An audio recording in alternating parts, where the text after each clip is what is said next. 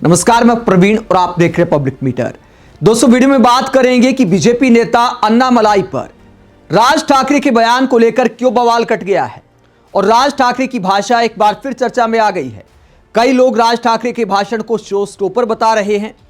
जब उद्धव ठाकरे गुट और राज ठाकरे की पार्टी एमएनएस ने एक बड़ी रैली की बीएमसी चुनाव से पहले, बीएमसी के चुनाव में अपना शक्ति प्रदर्शन किया है राज ठाकरे और उद्धव ठाकरे ने लंबे समय बाद साथ में आए हैं। और ये पोस्टर आप देख सकते हैं बाल ठाकरे के साथ, जो दोनों की तस्वीर है, तो परिवार की एकता को यहां पर दिखाया गया है। लेकिन जो राज ठाकरे ने भाषा का इस्तेमाल किया, वो क्या देश की एकता के लिए सही है? कई लोग ये सवाल उठा रहे हैं। कई लोग राज ठाकरे के भाषण को शो स्टॉपर बता रहे हैं, तो कई लोग आलोचना कर रहे हैं। क्या राज ठाकरे को इस तरह की भाषा का इस्तेमाल करना चाहिए था? वीडियो में इस बात का विश्लेषण करेंगे। पहले आपको बताते हैं कि बीजेपी नेता अन्नामलाई ने बीएमसी चुनाव में प्रचार करते हुए एक इंटरव्यू के दौरान क्या कहा था। आपने देखा होगा कि मुंबई में कई बार लड़ाई झगड़े क्षेत्रता को लेकर हो जाते हैं, कई बार उत्तर भारतीयों को परेशान किया जाता है। तो अन्नामलाई ऐसी घटनाओं को लेकर एक सवाल पर क्या कहते हैं, मुंबई को लेकर क्या बोला था अन्नामलाई ने, जिस पर राज ठाकरे ने उनको काफी कुछ बोल दिया है। बीजेपी नेता अन्नामलाई ने कहा था, तमिलनाडु के नेता है, कहते बॉम्बे महाराष्ट्र का शहर नहीं है, ये एक इंटरनेशनल शहर है। मुंबई में ट्रिपल इंजन वाली सरकार जरूरी है। केंद्र में प्रधानमंत्री नरेंद्र मोदी, राज्य में मुख्यमंत्री देवेंद्र फडणवीस और मुंबई में भाजपा का मेयर होना चाहिए। मुंबई एक इंटरनेशनल शहर है। इस शहर का बजट लगभग 40,000 करोड़ रुपए है। चेन्नई का बजट 8,000 करोड़ और बेंगलुरु का 19,000 करोड़ रुपए है। इसलिए मुंबई जैसे शहर को कुशल प्रशासन की जरूरत है। तो अन्नामलाई कहते हैं कि मुंबई सबकी है। यह संदेश दिया उन्होंने कि मुंबई सबकी है, सिर्फ महाराष्ट्र वालों की नहीं है। इस बयान के बाद महाराष्ट्र की राजनीति में भूचाल आ गया और अन्नामलाई के बयान को डिफेंड करना मुश्किल हो गया बीजेपी के लिए। क्षेत्रीय अस्मिता का मुद्दा उठ गया कि अन्नामलाई ने कहा कि मुंबई महाराष्ट्र की नहीं है, लेकिन इस बयान का अगर आप संदर्भ देखेंगे तो उनके कहने का मतलब था कि मुंबई सबकी है। अब इसके बाद संजय राउत ने सवाल उठाया, अन्नामलाई से माफी की मांग की और यह आरोप लगाया कि देखिए बीजेपी वाले मुंबई को महाराष्ट्र का ही नहीं मानते। तो यह चुनाव में बड़ा मुद्दा बन गया। चलो, इस बयान पर फिर भी सियासत हो सकती है, लेकिन राज ठाकरे ने किस तरह की भाषा का इस्तेमाल किया, राज ठाकरे ने क्या कहा अन्नामलाई को जवाब देते हुए। काल परवाकडे कोणतरी एक तामिळनाडू बंद रसमलाई आली होती। तो रसमलाई कहकर बुलाते हैं अन्नामलाई को। राज ठाकरे कहते कि तमिलनाडु से एक रसमलाई आई थी। इस तरह की भाषा का इस्तेमाल किया। आगे क्या कहते जा देखिए। तो सांगतो मुंबईचा आणि पण महाराष्ट्राचा संबंध काय, तुझा काय संबंध आहे इथे याचा। उसके बाद वे शब्द का इस्तेमाल करते हैं अन्नामलाई के लिए। आगे क्या कहते हैं।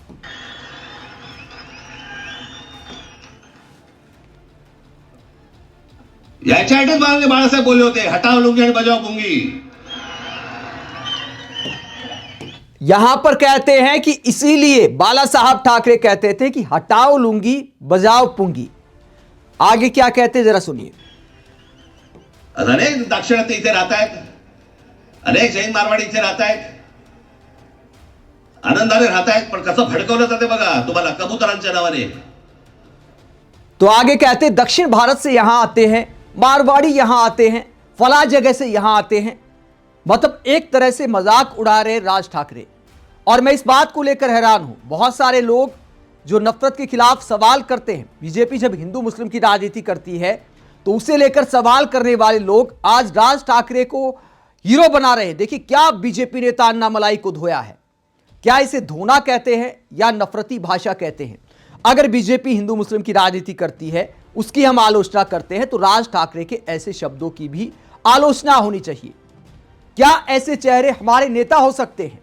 यही राज ठाकरे जिन लोगों को कल तक वाहियात नेता लगते थे, गुंडों जैसी भाषा का जब वो इस्तेमाल करते थे, वही राज ठाकरे आज बीजेपी के खिलाफ आए। तो मैं देखता हूं सोशल मीडिया पर कई लोगों के लिए हीरो बन गए क्योंकि बीजेपी के खिलाफ आ गए। तो क्या ऐसे लोगों की लड़ाई बीजेपी के खिलाफ है या नफरत के खिलाफ है? नफरत कोई भी उगले, सही को सही और गलत को गलत कहना चाहिए। लंबे समय तक उत्तर भारतीयों को परेशान किया है इन्हीं राज ठाकरे की राजनीति ने। इनकी पार्टी के नेता किस तरह की गुंडागर्दी करते हैं, मुंबई में, महाराष्ट्र में सबने देखी है, इसलिए सिमटते जा रहे हैं। अगर उद्धव ठाकरे को यह लगता है, उद्धव ठाकरे जो सॉफ्ट हिंदुत्व के रास्ते पर आ गए थे, राज ठाकरे के साथ हाथ मिलाया है, ये सोचते हैं कि अगर ऐसी भाषा से उनकी पार्टी का दोबारा उद्धार हो जाएगा महाराष्ट्र में, तो मुझे लगता है कि वो गलतफहमी में है। ठीक है, एक मानसिकता के लोगों की भीड़ जुटाई जा सकती है जो इस रैली में दिखाई दी, लेकिन लंबी लड़ाई की जहां तक बात है वो सबको साथ लेकर ही जीती जा सकती है। राज ठाकरे जिस तरह की भाषा का इस्तेमाल करते हैं, जिन शब्दों का इस्तेमाल करते हैं, जिस तरह क्षेत्रता की उनकी मानसिकता है और बाकी लोगों का अपमान करते हैं। अपने राज्य पर हर किसी को गर्व होना चाहिए, अपनी भाषा पर गर्व करने में कोई बुराई नहीं है, लेकिन दूसरे का अपमान करना लक्ष्मण रेखा पार करना होता है। राज ठाकरे वो लक्ष्मण रेखा अक्सर पार कर जाते हैं और ऐसे भाषण को भी कई लोग शो स्टॉपर कहते हैं। राजदीप सरदेसाई वरिष्ठ पत्रकार है, वो क्या कहते हैं इस भाषण को लेकर। जब राज ठाकरे ने इस तरह की भाषा का इस्तेमाल किया तो राजदीप सरदेसाई ने यह पोस्ट किया और पॉलिटिकल ज्ञान देते हुए क्या कहते हैं, शो स्टॉपर बताते हैं राज ठाकरे को। और क्या कहते हैं, राजनीतिक ज्ञान। 20 साल बाद चचेरे भाई फिर साथ आए। महाराष्ट्र की राजनीति को सालों से देखने वालों के लिए यह एक ऐसा दृश्य था जिसकी कल्पना भी इस तरह नहीं की गई थी। कल राज ठाकरे का भाषण सचमुच शो स्टॉपर रहा। शायद शिवाजी पार्क में पहली बार पावर पॉइंट प्रेजेंटेशन के साथ भाषण हुआ। उद्धव ठाकरे ने भी पूरे जोश और भावनाओं के साथ अपनी बात रखी। सच्चाई यह है कि बीजेपी के नेतृत्व वाला गठबंधन जो ज्यादा संगठित, संसाधनों से भरपूर और ताकतवर है, अब भी बीएनसी चुनाव में सबसे आगे माना जा रहा है। लेकिन कल रात कुछ घंटों के लिए ठाकरे ब्रांड पूरी तरह अपने असर में था। ये ठाकरे ब्रांड की जो बात होती है तो क्या असर इसको कहते हैं, मतलब इस तरह की भाषा का इस्तेमाल करना, भड़काऊ भाषा का इस्तेमाल करना, दक्षिण भारतीयों का मजाक उड़ाना और यह कहना कि बाल ठाकरे कहते थे लुंगी उठाओ पुंगी बजाओ, क्या इसे शो स्टॉपर भाषण कहते राजदीप सरदेसाई जी?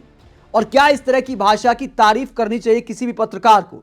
ऐसे भाषण की सिर्फ निंदा बनती है और निंदा ही करनी चाहिए। आगे राजदीप सरदेसाई कहते हैं, अब शुक्रवार तय करेगा कि मुंबई में मराठी मानुस की पहचान अब भी एक पारिवारिक विरासत से जुड़ी है या फिर यह पहचान एक नई मुंबई को सौंप दी गई है जिसका नेतृत्व कर रहे हैं देवेंद्र फडणवीस और एकनाथ शिंदे। तो राजदीप सरदेसाई कहते हैं कि दोनों भाइयों ने जो रैली की उसने एक जान तो फूंक दी है बीएमसी चुनाव में। दोस्तों, चुनाव का परिणाम जो भी आए, लेकिन हकीकत यह है कि राज ठाकरे जैसे नेताओं की भाषा पर सबको सवाल उठाना चाहिए। जब पूरा देश एक सुर में ऐसे भाषणों पर आवाज उठाएगा तभी ऐसे नेताओं को सबक मिलेगा, वरना क्या होगा, जिस पार्टी के खिलाफ बोला उस पार्टी के समर्थक और नेता उसका विरोध करेंगे, बाकी उसे शो स्टॉपर बताएंगे। ऐसे नेताओं की राजनीति ऐसे ही चमकती रहेगी। यही राज ठाकरे लोकसभा चुनाव में किसके साथ थे, जो लोग आज शो स्टॉपर बता रहे हैं, या कई लोग जो मोदी सरकार से अक्सर सवाल करते वो भी इनके भाषण को शेयर कर रहे हैं, एकदम हीरो टाइप भाषण बता रहे हैं। उन्हें देखना चाहिए कि लोकसभा चुनाव में यही राज ठाकरे क्या बोल रहे थे। मस्जिदों से मौलाना इंडी गठबंधन को वोट देने के लिए फतवा जारी कर रहे हैं। मैं भी हिंदुओं से कहना चाहता हूं एनडीए के पक्ष में वोट करो। तो इस तरह के बयान राज ठाकरे देते थे, ये जरा सुनिए। फतवे काढले जात आहेत, काँग्रेसला मतदान करा, उद्धव ठाकरेंच्या शिवसेनेला मतदान करा। जर हे मशिदींबंद हे मौलवी जर समजा यांना फतवे काढत असतील की यांना मतदान करा म्हणून, मग आज राज ठाकरे तुम्हाला आज फतवा काढतो।